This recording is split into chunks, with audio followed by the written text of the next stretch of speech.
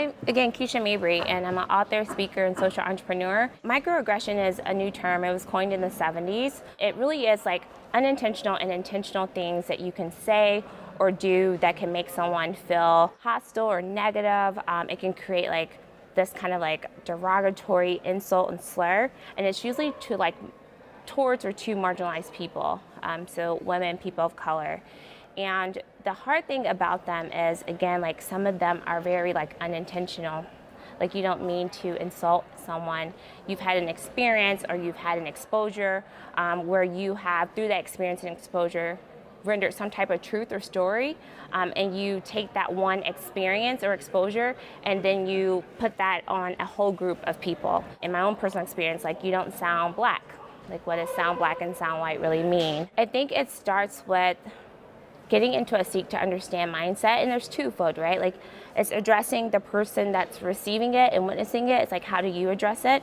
And then it's like the person that's actually doing it. Like, how do you check yourself when it happens? In those two experiences, I think first, the mindset that we should both have is like a seek to understand mindset. So when you receive it or witness it, as hard as it may be, it's like you have to kind of seek to understand where that person's coming from. Because again, it came from some experience, exposure that they had. And then the person that's doing it, if someone tells you that it makes them feel uncomfortable, instead of laughing it off as a joke, which typically happens, you have to seek to understand where they're coming from as well. Outside of that, it starts with like processing and practicing. So processing meaning, sometimes when you get those slurs, instantly you want to get angry, and you should. You have every right to be angry. You have every right to be upset. But it's a matter of like processing like how you're feeling, and then practicing those difficult or courageous conversations with someone that loves you, so that when you have it with the person that is doing the aggressing, you know what that conversation can feel like, and you're ready and prepared to have that conversation. Processing on the point of the person that's actually saying these insults and slurs, meaning when someone brings that to you, again, like processing that and try to understand, like, you could have upset them, and when they say this to you, don't take it as an upset or a threat. Just try to understand again where they're coming from. From there, it goes to like exposure and education. So having these types of office things where you can expose and educate.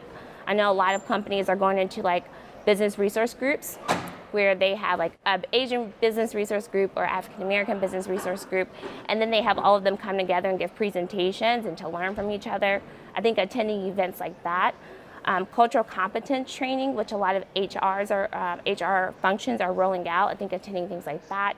Diversity, inclusion, and awareness trainings, attending things like that. So again, constantly putting yourself in a place where you can get exposed and educated from people that are different than you. The other thing is just asking questions.